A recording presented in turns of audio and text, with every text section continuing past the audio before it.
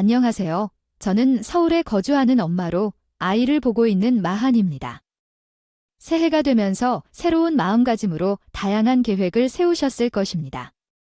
저 또한 많은 것을 계획했어요. 특히 올해는 제 아이들이 학교에 입학하는 해라서 설레기도 하고 긴장되기도 합니다. 또한 제가 하는 일에 대해서도 많은 계획을 세웠습니다. 사실 제게는 어떤 특기나 재능도 없었고 몸 상태가 좋지 않았지만 이렇게 성공을 이룬 것입니다.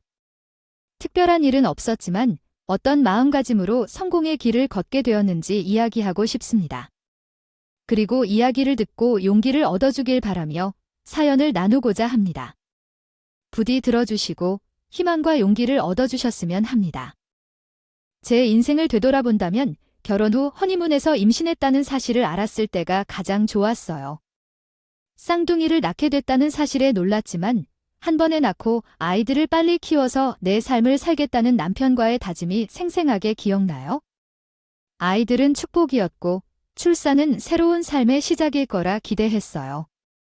그런데 내 몸이 이렇게 변할 줄은 정말 몰랐습니다.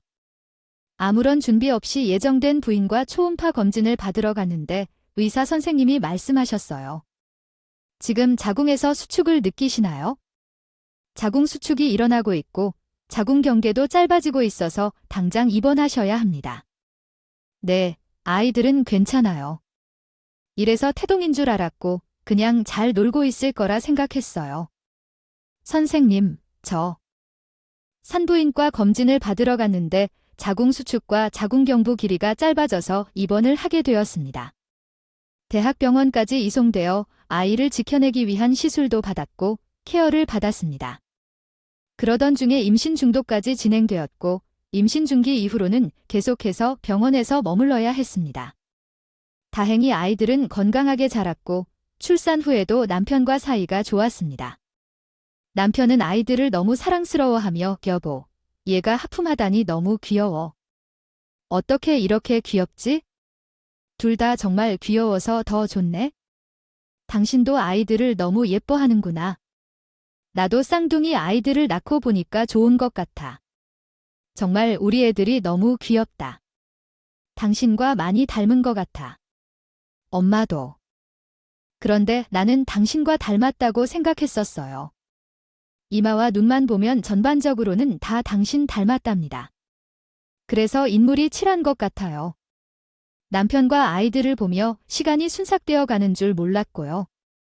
정말로 아이들을 보는 것만으로도 행복했어요. 남편은 아이들을 예뻐하기를 좋아했지만 아이 케어는 제 책임이었어요. 남편은 회사 다니는 이유로 육아에 신경을 많이 쓰지 않았죠. 심지어 쌍둥이라서 더 그랬어요. 그래서 많이 싸웠죠.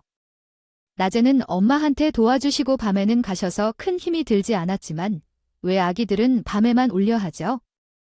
밤마다 악을 쓰고 둘 다 한꺼번에 울면 정말로 고생했어요. 그 긴 밤을 혼자서 견디다 보니 몸 상태가 점점 좋지 않았어요. 아이를 낳고 병원 퇴원한 직후 두 아이를 안고 있었어요. 지내다 보니 디스크도 생겼고 고혈압에 당뇨까지 몸이 정말 안 좋았어요. 아침에 눈을 뜨기가 힘들 정도로 제 건강 상태는 안 좋아졌습니다. 다행히 친정엄마가 가깝게 살아서 저희 집으로 매일 오시는 것처럼 와주셨어요. 이런 엄마께 너무 감사하기도 하고 시집간 딸이 자립하지 못하는 것이 너무 죄송스러웠어요. 저희는 넉넉한 편이 아니라 금전적으로 효도를 못하고 있었는데 정말 죄송스러워서 다가오는 명절 때에는 원래 드리는 돈보다 더 드리고 싶었어요. 그래서 남편에게 말했어요. 여보, 아기를 낳고 처음으로 명절이니 이번에는 좀 엄마께 보답을 해드리자. 엄마께서 매일 우리 집을 오셔서 애들을 다 돌봐주시고 우리 집을 살리시고 나를 돌봐주시는데 이번 명절에는 엄마께 용돈을 좀 더 드리고 싶어. 어때, 장모님? 용돈 얼마 드릴까요? 하긴 도움이 쓰인다 해도 한 달에 100 이상은 넘기 힘들 것 같은데 모든 일을 장모님이 다 해주신다 하지만 얼마나 드리고 싶어 하는지를 물어보았지만 유명한 짠돌이라는 제 남편이 엄마에게 용돈을 주자고 제안했을 때 큰 거부감 없이 엄마에게 용돈을 드리고 내놓은 적이 있어요. 이런 상황에서 고백하기 어려운 사연이 있어요. 그때는 결혼 초반이었는데 시어머니가 치매 증상을 보였었거든요. 현재 시어머니는 영원히 떠나셨지만 안타깝게도 그 무렵 치매의 증세가 나타나셔서 두 번째로 이쪽으로 오시게 된 거죠. 시어머니의 치매는 가족과 함께 사는 남편은 모르고 계셨어요. 하지만 어머님에게 치매의 증상이 있다는 것을 발견하게 되었습니다. 어떻게 알았냐면 그때는 저의 결혼식 날이었어요. 다 끝나고 저는 한복을 갈아입고 가라고 했지만 나도 잠시 건강이 매우 상태가 좋지 않았습니다. 이제야 손님들께 인사드리러 어머님과 같이 현장으로 향하고 있었죠. 엘리베이터를 타고 내려가는 중에 둘이 남게 되었습니다. 그때 어머님께서 좀 이상한 말과 행동을 하셨어요. 오늘 정말 수고 많았다. 아침부터 준비하느라 많이 피곤하지? 사람들도 많이 와서 식당이 북적북적한 게 보기 좋다. 아, 그런데 아빠는 어디로 가셨니? 패배할 때는 와야지, 어머님. 그게 무슨 말씀이세요? 아버지가 어떻게 패배했다는 거죠? 아버님은 돌아가셨는데요. 뭐라고요? 아, 시아버지가 이 세상을 떠났다는 말인가요? 어머, 아이고, 그런 일이 있었나요? 어떻게 해야 하나요? 무슨 문제가 있으세요? 혹시 자주 이렇게 하세요? 아, 혹시 억이 안 나는 게 많으신가 봐요. 아니, 가끔 그러시네요. 아이고, 어떻게 이런 일이. 무엇 때문에 가끔 그러시나 보죠? 먹은 게 가끔씩 문제 되시나 봐요. 누군가가 나를 해칠 것 같다는 생각에 매우 불안했습니다. 아, 그 사람이네. 아버지인가 라고 생각했는데 그는 가끔 찾아와서 나를 해고하려고 했던 한 사람이었습니다. 하지만 나는 너무 무서워서 그의 모습을 보지도 못했습니다. 순간 나를 깜짝 놀라게 한 어머님은 혼잣말을 하면서 갑자기 두려움에 질려 실수를 저질렀습니다. 그때 파란색 한복이 점점 짙어지는데도 어머님이 자신이 실수했다는 것조차 모르고 계셨습니다. 어머님이 부끄러워하며 제 앞에서 어색해하는데 나도 완전히 혼란스러웠습니다. 어떻게? 나 좀 도와줘라고 마음으로 외치면서 어머님은 아이처럼 울음을 터뜨렸습니다. 상황이 너무 어려워서 어머님을 안전한 곳으로 보내고 결혼식장을 빠져나왔습니다. 걱정이 너무 커서 결혼 생활이 어떻게 될지 걱정되었습니다.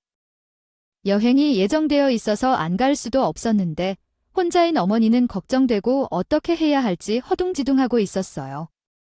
근처에 우리 엄마가 사셔서 엄마께 부탁드렸어요. 하루에 한 번씩만 시어머니 댁을 들여다봐 달라고요. 엄마도 흔쾌히 수락해 주셨어요. 신혼여행에서 돌아오자마자 조심스럽게 시어머니한테 병원에 가보자고 권유했고 바로 치매 검사를 진행했습니다. 예상대로 치매가 맞았어요. 치매 확정을 받은 날 어머님은 다시 많이 왔어요. 어머님은 자꾸 깜빡거리고 그러는 게 생각할 게 너무 많아서 벅차서 그런 거라고 생각했대요. 그리고 실수를 자주 하셨는데 그것도 폐경됨에 있었는데요. 남편은 바빠서 집에 잠만 자러 들어왔기 때문에 그전에는 어머님 상태를 전혀 눈치채지 못했습니다. 그때라도 다행이었어요. 저는 정말 발견해서 다행이라고 여겼어요. 어머님은 큰 아이들과 며느리가 있는데도 불구하고 저에게 많이 의지를 했어요. 하지만 어떤 이유로 인해 큰 아들 레아는 연락하지 않고 살고 있다고 합니다. 저희도 마찬가지로 아주버님과는 연락하지 않고 지냈어요. 그래서 저밖에 어머님을 챙길 사람이 없었습니다. 저희 집에 5개월을 모셨었어요. 그때 실감을 했어요. 치매 환자를 돌보는 일은 제가 할 수 없을 거라고 느꼈어요. 어머님이 아픈 거라고 생각하고 넘기려고 해도 힘이 세고 상태가 계속 악화되어서 결국 요양원에 보내야 했습니다. 지금도 남편이 혼자서 요양원 비용을 내고 있어요. 아주버님은 어디서 살고 계시는지요? 연락이 전혀 되지 않는 상황입니다. 그러니까 나도 자신의 엄마한테 할 수 있는 일은 최대한 했고 만약 나가 없었다면 어머니 치매를 알아보는 사람조차 없었을 것이다. 내가 최선을 다해준 만큼 남편도 나에게 미안하고 고마운 마음이 많았을 텐데. 게다가 우리 친정엄마가 매일 우리 집에 와서 힘든 일을 다 해주고 계신데 이런 상황에서는 무슨 일이 있어도 보답을 해드리는 게 맞는 거잖아요. 그래서 엄마한테 명절이라도 좀 더 돈을 드리자고 할 때 그 짠돌이가 아무 말도 안 하고 돈을 내드렸습니다. 나는 더는 드리지 못해서 죄송할 뿐이고 엄마가 매일 우리 집에 와서 다른 일도 못하고 우리 애들도 돌봐주고 우리 집 식구들까지 챙겨주는데 내가 보답을 많이 못한 것 같아 명절이지만 많이 드리지 못했어요. 돈을 들고 엄마가 갖고 싶어 하는 옷을 사주고 싶은데 상황이 그렇지 않아서라도 이것이라도 받아주십시오. 아우, 아니에요? 엄마는 돈이 있어도 돈은 엄마 일이라고 생각하지 않고 재미있어서 하는 거예요. 아이들을 보면 너도 볼 텐데 엄마가 집에 오면 항상 즐거운데야. 돈은 안 줘도 돼요? 돈 대신 너희들이 좋아하는 음식을 사 먹고 아이들에게 예쁜 옷을 사주는 거야? 그래서 내가 매우 미안하네. 아, 엄마, 이것이라도 받아주시지 않으면 마음이 편치 않아요. 많이 못하지만 우리도 외벌이로 사는 쌍둥이들의 부모라면 성이라도 표시하고 싶어요. 알겠어요. 그래요. 알겠어요. 그렇다면 대신에 엄마가 밥을 사줄게요. 그 밥 맛있게 먹으세요. 그렇게 엄마에게 명절 선물을 더 드리게 되었어요. 그런데 돈이란 것은 참으로 무서운 지경입니다. 남편이 돈 관리를 했지만요. 남편은 월급이 부족해서 많은 스트레스를 받았어요. 우리가 많이 벌지는 않았지만 시어머님 요양비를 내야 했고 쌍둥이를 키우고 있어서 더 이상 돈이 낭비될 곳은 없는데 이상하게 남편은 돈을 많이 쓰는 것 같았습니다. 저는 머릿속으로 모든 것을 계산하며 아이들을 위한 물건 구매에만 집중했어요. 쓸데없는 물건은 사지 않고 필수적인 물건들만 구매했죠. 옷은 다 중고로 입혔고 이 정도로 소비한다면 남편의 월급으로 충분하다고 생각했는데 남편은 그렇게 생각하지 않았던 것 같아요. 하루하루 지출을 따져보니 더 이상 돈을 아끼기 어려울 정도더라고요. 지금 생활비가 저번 달보다 더 많이 나왔어요. 이런 일로 인해 우리 집 계산에는 항상 변동이 있었고 식비가 전부인 우리 집에서 아끼는 곳을 찾기가 정말 어려웠어요. 아이들이 더 자라서 더 많이 먹는 것 때문에 분유값도 더 많이 나왔네요. 우리 가족은 엄마가 해주신 밥을 먹으면서 아끼는 부분이 어디인지 궁금했었어요. 이런 생활이 계속되자 남편은 마음이 여유 없어진 것 같았고 성격도 굽히고 집에서 말도 잘 안 했어요. 그리고 말하면 신경질적으로 대답하고 질투심이 심해져 점점 괴물처럼 변해갔어요. 남편은 많이 힘들었는데 저도 건강이 좋지 않아 맞벌이를 꿈꿀 여유가 없었어요. 그래서 생활비를 줄이기로 결심했고 가게 불은 껐어요. 남편의 월급이 충분히 들어오고 심지어 저축도 가능할 정도로 남았기 때문에 그냥 남편이 나한테 그러는 거라고 생각했어요. 그런데 돈을 쓸 곳이 생겼어요. 조리원 최소 후부터 엄마는 눈이 오나 비가 오나 매일 같이 우리 집에 와서 아이들과 저희 집을 살았어요. 심지어 아플 때까지 케어해 주셔서 정말 고마웠고요. 죄송하지만 제가 올바른 문법 구조로 다시 작성해 드릴 수 있을까요? 죄송하지만 혼자 아이들을 돌볼 정신력과 체력이 부족하여 엄마의 도움을 받아야 했습니다. 그래서 남편에게 매달 30만 원씩 용돈을 드리자고 했어요. 여보, 우리 엄마에게 너무 고맙다. 많은 돈을 사용하자는 게 아니야. 시급으로 계산하면 정말 많은 금액을 필요로 하지만 성의를 나타내고 싶을 뿐이야. 그러자 남편은 놀라며 엄마에게 용돈을 주는 게 말도 안 된다는 변명까지 했어요. 뭐려? 우리가 장모님께 용돈을 드릴 여유가 없어. 아이들과 장모님이 유언해서 우리 집에 오시는 겁니다. 우리에게 뭐를 부탁한 적도 없으니까. 그래서 그때만큼의 갈등이 확실해져서 딸이 아프더라도 엄마는 어디에 있나요? 그래서 시어머니 언급이 나온 게 아닐까 해요.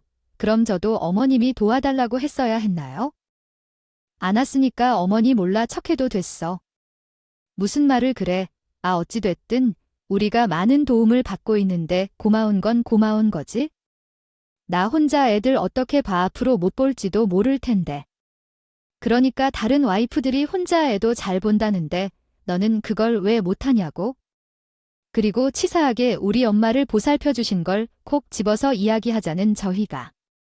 뭐야, 아 너도 돈 달라고? 이거야 정말 왜곡하기 시작했어요. 말이 안 통해서 입을 꾹 다물고 있었는데 남편이 어이없는 소리를 하더라고요.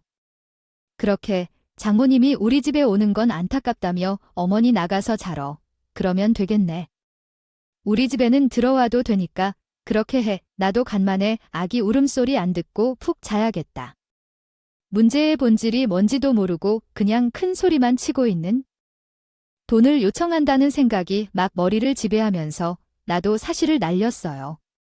만약 숙소를 함께 둔다면 우리가 반반씩 내고 결혼했어야 하는데 당신은 누구인지 나를 내쫓고 이 집에 저의 지분이 반 이상인지 알고 있는지요. 그땐 분노가 너무 솟았었습니다. 다음 날 남편이 출근했을 때 그의 가방에 짐을 싸서 현관 앞에 놔두었어요. 그런 인간은 제대로 당해봐야 한다고 생각했어요. 퇴근 후 들어온 남편이 그 짐이 뭔지 물었어요. 내가 당신처럼 무능하고 염치 없고 되바라지며 사는 사람과 함께 살기 싫다고 말하고 나가려고 했어요. 집을 반만 판다고 해서 그때서야 남편이 이해를 한 듯 상황을 판단하더니 무릎을 꿇으라고 했습니다. 그 훗날이 주말이었는데요. 오늘은 웬일일까 엄마께 감사의 말씀을 전했다. 아이들을 데리고 나가 분위기 좋은 식당에서 저녁을 먹었다. 이렇게 오랜만에 사위로서의 의무를 다한 것이었는데 그날 밤 남편이 말했다. 정말 죄송한데 우리의 재정 상태로는 매달 장모님에게 용돈을 주는 것이 부담스럽다. 어떻게 해도 이것은 어렵다는 것이 답이겠지. 그래서 미안해. 알았어. 그럼 엄마께 오지 말라고 해야겠어. 사실 엄마가 어찌하여 우리 집에 오시는 게 아니지만 내가 의리가 없어서 엄마의 도움을 받을 수 없겠어. 엄마께 오지 말라고 하는 대신에 당신이 더 많이 일해야 해. 회사에서도 집에서도. 알았죠? 그래, 나는 집안일도 하고 아이들도 돌볼게. 잘할 테니까 우리끼리 해보자. 우리 애들이니까 우리가 해야 할 일이지. 내가 잘할 테니까. 이렇게 그런 상황에서 저는 다음 날부터 엄마를 만나러 갔습니다. 오지 말라고 했더니 죽던지 밥이 되든 저희 둘만 해본다고 했는데 정말 죄송하고 부끄러워서 엄마 도움을 받지 못하고 싶다고 했어요. 엄마는 엄마가 원해서 하는 일이라고 하셨지만 저는 죄송해서 받아들일 수 없겠다고 했어요. 그래서 우리 둘이 해보겠다고 정중히 말씀드렸습니다. 그렇게 혼자 아이들을 돌보게 되었어요. 첫날부터 한 숟가락 밥도 못 먹고 아이들을 돌보느라 고생했어요. 그러다 남편이 퇴근하고 오면 남편이 아이들을 돌봐주고 빨래와 설거지를 맡았어요. 저는 모든 힘을 다 쏟아 앉아있을 힘이도 없었답니다. 그래서 남편이 오면 침대에 누워 있었습니다. 남편은 엄마한테 도움을 받지 않겠다며 자신이 더 일하겠다고 했는데 고작 청소하고 빨래하는 것뿐인 일에 항상 입이 열려 있었어요. 한 날도 흔쾌히 한 적이 없었습니다. 그런데 어느 사람이 꽤 있긴 했지만 그가 진짜인지는 모르겠습니다. 어느 날부터는 자기도 아프다며 핑계를 대고 누워만 있었어요. 아픈 사람에게 일을 시킬 순 없잖아요. 남편을 위하는 마음에서 봐줬던 건데 점차 남편이 해야 할 일들이 저에게 다 돌아왔습니다. 아이쿠, 아프다는데 어쩌나요? 아픈 사람에게 일을 시킬 수도 없고요. 그래서 모든 일을 다 제가 맡게 되었어요. 그때는 진심이었어요. 아이들은 한 해가 지날수록 커가고 엄마가 간간히 와서 봐주시긴 했지만요. 결정적인 순간이 왔습니다. 그때가 하필 코로나가 유행했던 시절이었는데 아이들이 세 돌을 지났는데도 불구하고 어린이집을 다니지 못하게 되었어요. 밖에 나가지도 못하고 집에서 아이들과 함께 지내야만 했어요. 혹시 모를까봐 엄마도 함께 안 왔나요? 오지 말라고 했지만 남편은 퇴근하고 자기 할 일이 많아서 독방 휴가를 했었습니다. 그때는 힘들 것을 모르고 제가 무너지면 우리 아이들을 볼 사람이 없다는 생각에 더 많이 정신을 차리려고 노력했던 것 같아요. 그러나 점점 몸이 약해지기 시작했고 몸이 더 이상 버틸 수 없는 상태가 되어 집에 있다가 갑자기 쓰러져서 병원에 실려갔습니다. 눈을 떠보니 병원이었고 엄마가 옆에서 울고 있었어요. 제가 어떤 상황인지 판단하기가 어려웠어요. 어려운 상황이 오면 엄마에게 말해야 한다고 생각했지만 엄마가 자식을 돌볼 사람이 없으면 누가 돌볼 것이냐고요. 엄마, 나 지금 실려온 거야? 나 쓰러진 거야? 아, 나 어떻게 여기 온 거야? 아이들은 너무 잘 크니까 엄마 쓰러졌다고 할미한테 하라. 전화했더니 엄마가 일어나지 않는다고 해서 나는 급하게 너희 집으로 뛰어갔어. 외출하고 나서 너희가 여기 왔다며 불렀더니 아이들은 옆집에 갇혀놓고 온 거야? 지금까지 김서방이 온다더라고 해서 그때 아이들이 집 전화로 전화 거는 것을 참 좋아했던 시기였는데 놀이처럼 했던 전화 걸기 훈련이 이때 비로소 응용이 됐습니다. 아이들 덕분에 엄마 덕분에 제 목숨을 건질 수 있었어요. 일사 선생님께서 혈당이 낮아 쇼크가 온다고 하셨고 스트레스 지수가 높고 혈압도 높은 상태에 영양실조까지 있으시니 몸 관리를 잘 하셔야 한다고 말씀하셨습니다. 알아보니 아이들도 마찬가지인 것 같은데 자녀가 있는 분은 이렇게 몸을 살리시면 안 될 거예요. 애들한테 누워만 있는 엄마가 되고 싶지 않으니까 운동도 하시고 건강한 것도 먹고 병도 치료하시고 이제부터 더 확실한 마음가짐으로 해야겠어요. 몸 관리를 해야 해요. 이러다가는 계속 누워만 있는 신세가 될 거예요. 심각해요. 아셨죠? 의사 선생님의 경고에 저는 마음이 무겁고 눈물까지 흘렸어요. 그때마다 엄마에게 신세 한탄을 많이 했죠. 이렇게 살아가다 보니 몸도 안 좋아지고 마음도 안 좋아져서 아무것도 못하고 누워만 있어야 된다는 게 아니잖아요. 아, 나도 하고 싶은 게 정말 많아. 나도 사회에서 인정받으면서 일하고 싶어요. 엄마는 제 손을 꾹 잡으면서 진심을 다해 응원해 주셨어요. 아닌데 내가 못할 게 뭐가 있어? 아, 나이도 어리고 이제 아이도 다 나왔겠다. 조금만 더 키우면 시간이 생기면 너 하고 싶은 걸 하며 살 수 있어? 엄마가 도와줄게. 그동안 얼마나 힘들었나 엄마에게 좀 염치가 없으면 어때요? 엄마, 그런 생각하지 말아요. 남편이 조퇴를 하고 병원에 왔어요. 그러나 누워있는 저를 보자마자 말을 참 밉게 하더라고요. 당신 괜찮아, 아이. 그러니까 내가 운동 좀 하라고 했잖아. 평소에 운동 안 하니까 사이즈도 찌고 체력도 없어진 거지. 쓰러지기까지 하고. 아, 아이들은 뭐래. 왜 쓰러졌는지 제 걱정은 하나도 없이 와이프가 몸이 이러한 상태가 되도록 자기는 뭘 했는지. 저만 나을 거면서 제가 폭발해버렸습니다. 당신 지금 그걸 말이라고 해. 와이프가 병원에 실려왔으면 무슨 이유인지 물어봐야 하지 않아요. 뭐, 운동. 내가 운동할 시간이 어디 있어? 아이들이랑 24시간 붙어 있고 애들을 돌보고 집안일을 하다가 당신 오면 밥 차려주고 있으면 밤인데 쓰러질 것 같아. 자기가 바쁜데 거기서 어떻게 시간을 내서 운동을 하라는 거야? 당신 생각 좀 하세요. 미안하다는 말이 먼저 나와야 할 거예요. 아니야, 아이 하나도 키우기 힘든데 우리 둘이나 되잖아.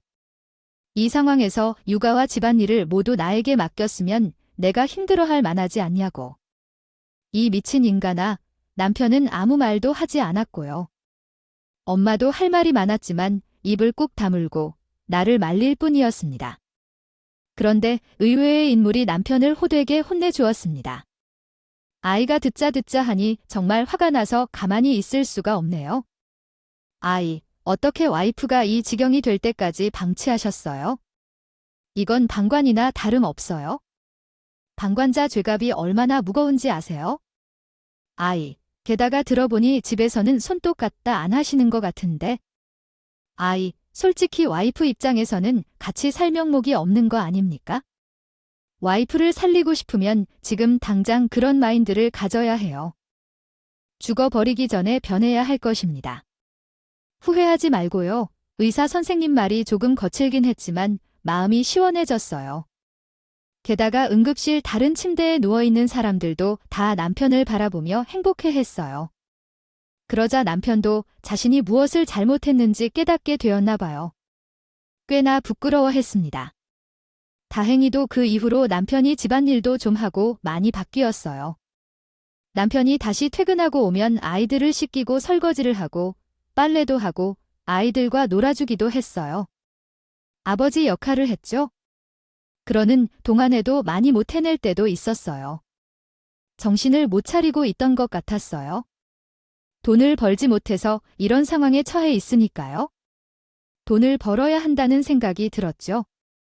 그래서 좀 안정이 차려질 때 아이들을 어린이집에 보내고 동시에 저는 결혼하기 전에 일반 일을 하다가 취업했어요. 경력도 끊겼고 나이도 많은데 누가 저를 쓰겠어요. 좋은 회사에서도 반려로 보고 받아들여지고 일이 많은 회사에서 받았다고 하여 이제 일을 하게 되었어요. 호기심에 새 출발했을 때와는 다르게 제 길을 가로막는 요소가 많았어요. 출근한 지 일주일도 되지 않았는데 아이들도 어린이집에 등원한 지 얼마 되지 않았을 때 열심히 일하다가 40도에 가까운 고열이 나서 감기에 걸렸거든요. 코로나인 줄 알았지만 다행히 아니었어요. 입사한 신입이라 월차나 연차가 아직 없어서 남편에게 아이들 돌봄을 맡겼어요. 아, 사랑하는 남편, 아이들이 아파서 어린이집에 못 보내. 당신이 월차를 사용해서 아이들 돌봄을 해줄 수 있나? 나는 쉬고 싶어도 연차나 월차가 아직 없어. 아파하는 아이들 때문에. 남편이 자식을 챙긴다는 것이 아주 예민하게 나오는 것 같습니다. 나보고 월차를 사용하라고 하는데 그냥 회사를 때려치고 많은 월급을 받는 것도 아니라는데 아이 그 누나 돈을 받으면서 나를 귀찮게 하지 말고 아이들도 고생하지 않게 당신한테 그만두라고 말해야겠네요. 그런데 지금 생각해보면 남편의 말에 화가 나지만 그때는 아이들이 아파서 그런 것일지도 몰라. 참, 그만둘까 하는 생각에 마음이 흔들렸어요. 자식이 아플 때 피눈물을 흘리지 않는 부모는 어디 있겠나요? 그래서 억지로 출근했습니다. 어쩔 수 없이 막연하게 엄마에게 다시 도움을 요청했습니다. 아이들을 맡기면서 엄마에게 말했어요. 엄마, 그냥 회사 그만두지 않을까요? 아직 아이들이 너무 어려워서 감기에 자주 걸릴 텐데 그럴 때마다 난감해질 것 같아. 독감에 걸리면 어떻게 하지? 아니야, 이렇게 된 거면 할 수밖에 없어. 내가 한마음 생각하기 어려웠니? 전혀 쉽지 않았어. 엄마는 잘 알아? 다른 것들은 몰라도 애들 사는 게 다 어떻게 힘든지. 도와줄게. 너는 내 꿈을 펼쳐가. 엄마가 내 모습을 보면 기분이 좋을 것 같아. 말을 깊이 생각해보니 이런 기회가 어디서 찾아오겠어. 여기서 주저앉으면 안 돼. 그래서 회사 다니면서 내가 정말 원하는 게 뭔지 많이 고민했다. 지금은 몸이 넉넉해져서 예쁜 옷 못 입지만 옛날에는 작은 옷 사는 게 좋아서 많이 샀었어. 엄마가 뭘 하고 있는지 몰랐다며 날 비판도 할 때가 있었어. 돌이켜 생각해보니까 산 옷들이 친구들도 따라 사면서 유행을 선도했던 적도 있었어요. 그때서야 제가 좋아하는 것이 뭔지를 알게 되었습니다. 제가 좋아하는 것이 옷이라는 것을 새롭게 발견하게 된 이후 이것을 이용해서 직업을 가질 수 있는 방법을 생각해보지 못하고 있었어요. 어느 날 퇴근 후 젊었을 적에 자주 옷을 사러 가던 동대문이 사장님을 만나러 갔는데요. 사장님은 아직도 쟤를 기억하시고 안부를 물어봐 주시는 거예요. 아유, 지금도 이쁜데 라며 이야기하시곤 했어요. 그때 제가 정말 이쁘다고 생각했던 것 같아요. 이제는 옷을 많이 사지 않아서 그 시절 제가 옷을 사서 장사하는 줄 알았던 것 같아요. 가져가는 옷마다 히트를 쳐서 돈을 많이 벌었고 이제는 몸이 너무 편안해져서 맞는 옷만 골라 입게 되었어요. 그때 옷을 사면서 정말 재미있었는데 이렇게 될 줄 누가 예상했겠어요. 알았습니다. 빅사이즈 의류도 아주 많이 아름다운 옷이 있어요.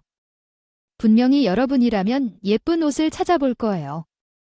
거기 코너를 돌면 빅사이즈 의류들이 많이 있어요.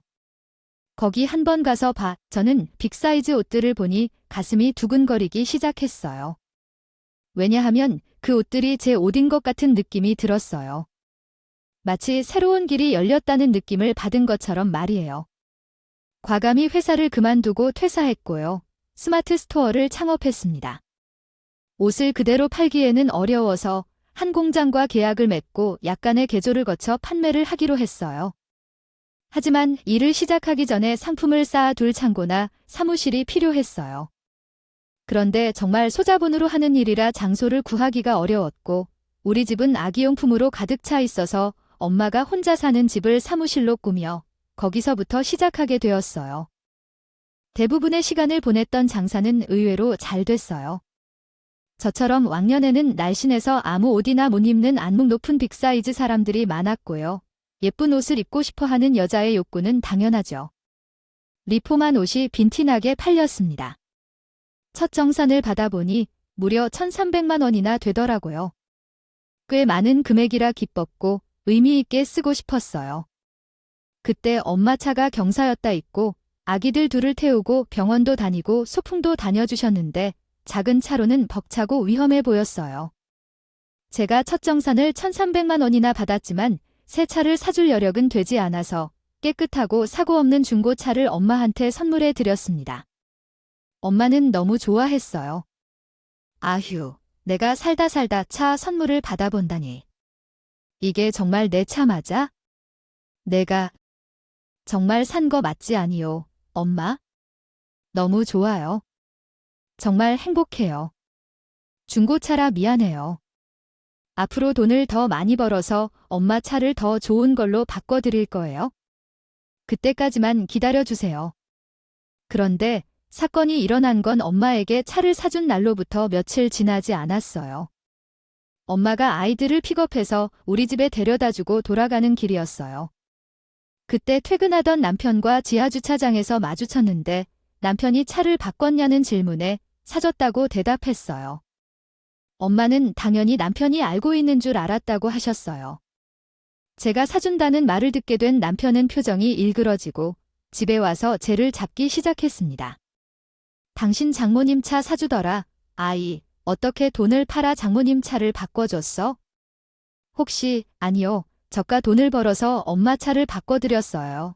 엄마가 매일 우리 애들을 픽업해 주셔요. 주시지 않겠습니까? 경찰이니까요. 당신도 알다시피 뒷좌석에 카시트 2개를 채우는 것도 벅차오며 혹시 접촉 사고가 발생한다면 대형 사고로 이어질 수 있습니다. 그래서 이번에 바꿨어요. 돈이 생겨서 월급을 받아왔냐고요? 그 비용은 고스란히 장모님의 차를 사드린 거예요. 아, 푼돈 버는 년이 겁없이 차래서 그런 돈이 있으면 우리 엄마 요양원 비용이라도 내놔보세요. 넌 너희 집 밖을 생각하지 않잖아. 너 왜 그러니? 식구만 챙기면 어떡해? 당신 무슨 말을 하시는 거죠? 결혼한 후에 너희 집과 우리 집이 어디 있어도 다 같은 부모로 지지를 받게 이야기하는 것 같은데 당신은 왜 이러는 거예요? 짜증만 나니까요. 돈 버는 사람은 따로, 돈 쓰는 사람은 따로인 이런 생활이 정말 지루해요. 아무리 헌신해도 돌아오는 게 하나도 없는 이런 생활이 정말 지겨워요. 지친 나는 이제 당신을 위해 해주고 싶은 마음이 없어. 믿음도 없고 신뢰도 없어서 우리 이혼하자. 남편은 제가 엄마에게 차를 사줬다는 말에 당장 이혼하자고 했고 남편 방에서 이미 이혼 정보가 작성되어 있는 이혼 서류를 가지고 나왔습니다. 이미 준비된 이혼 서류를 보고 저는 그 부분에서도 충격을 받았어요. 당신 진심이구나. 나랑 헤어져 줄게라고 대답했죠. 서류를 줘주세요. 많이 작성해 놨고 남편이 얼마나 헌신을 했는지 궁금해졌어요.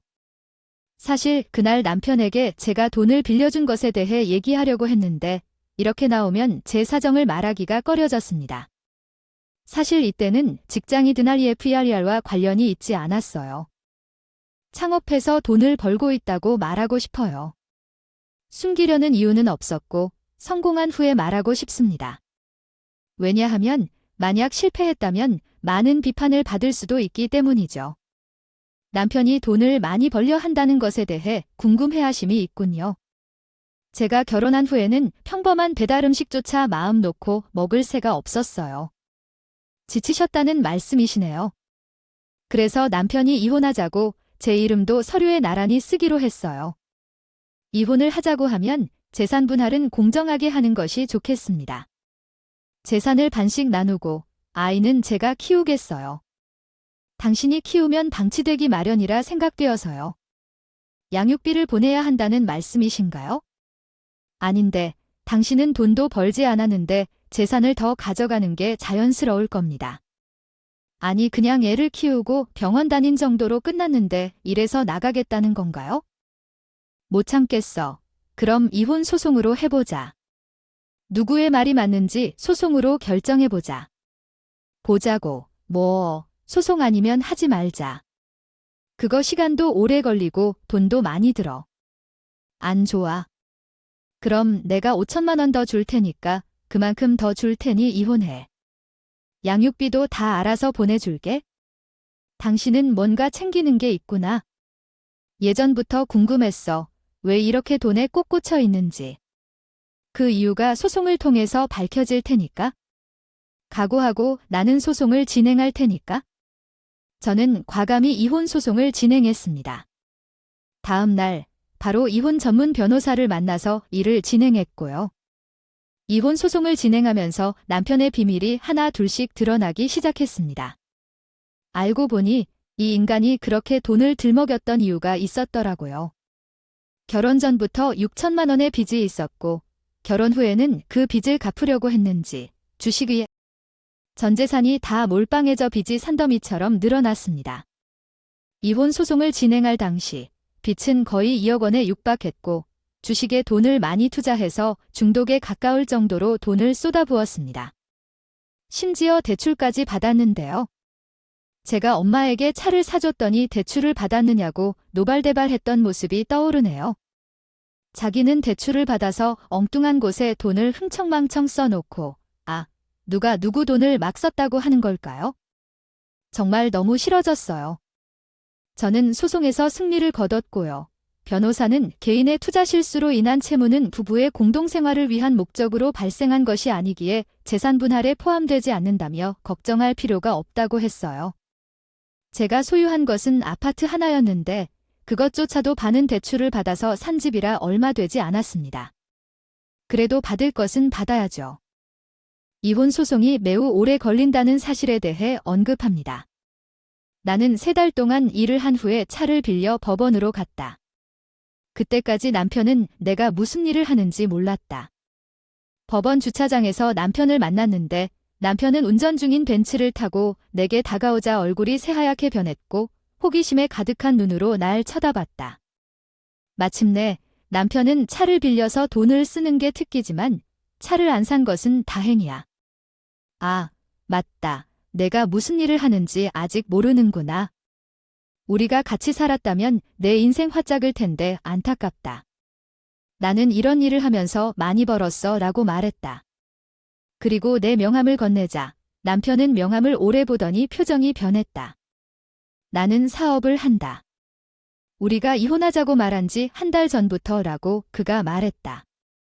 당신이 우리 엄마 차를 바꿔주셨다고 노발대발하는 바람에 말도 못했네.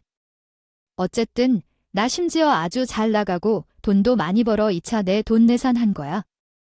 부러우면 지는 거라던데 당신의 표정이 말을 해주고 있네. 좀 표정 관리를 좀 해야겠다. 아니, 그럼 말을 하지? 나 솔직히 당신이 돈도 많이 못 버는데 장모님 차를 바꿔주었다길래 대출받아서 해드린 줄 알았지? 돈을 흥청망청 쓰는 것처럼 보이니까 내가 화가 난 거야. 그게 아니라면 우리 이혼할 필요 없겠는데. 우리 그럼 이혼하지 말자. 나는 이혼하고 싶은 마음이 다 해소가 됐어. 아이고, 웃기고 있네. 미쳤니? 내가 안 괜찮아.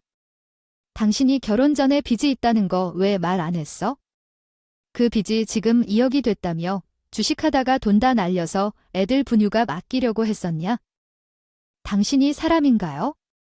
나는 사람 같지 않은데 당신과 더 이상 함께 살기 싫다고요. 내가 돈을 잘 번다고 하니 아쉬운가요? 그래요.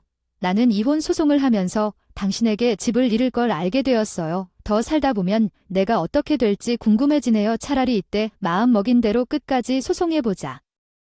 남편은 제가 돈을 잘 번다고 하니 태도를 변화시켜서 굉장히 아쉬워했어요. 자기 엄마 요양원을 뜯어내고 싶었나 봐. 이혼하지 말고 함께 살자는 말이 낫지 않았을까요? 내가 미친 것 같아요. 저는 남편의 말과 행동 때문에 이혼을 원했던 거예요. 이혼 소송을 하면서 남편에 대한 정이 줄어들기 시작했거든. 그때부터 남편은 자주 친정집에 오고 아이들에게 아빠 역할을 하려 하고 친정 엄마에게는 사위 역할을 하려 하고 저한테는 돈이 어떻게 모이는지 판단해 보려는 게 느껴져요.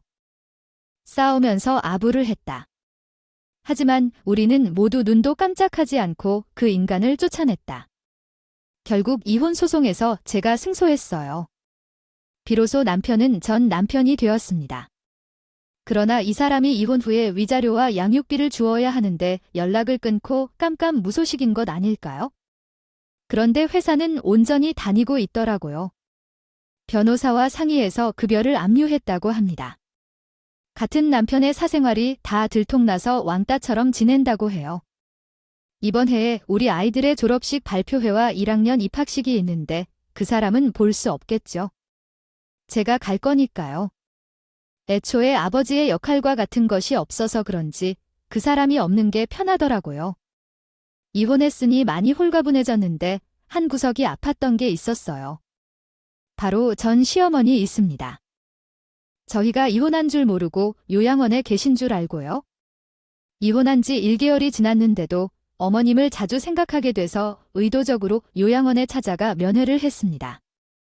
어머님은 저를 보고 반갑게 맞아주셨어요. 아이고, 우리 예쁜 딸이 왔네. 밥은 먹었니? 살이 찌니까 더 이쁘다.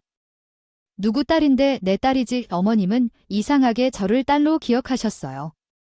솔직히 말해 이전 시어머니에게는 악감정이 없어요. 아무것도 모르고 즐겁게 웃는 이전 시어머니를 보니 마음이 아팠습니다.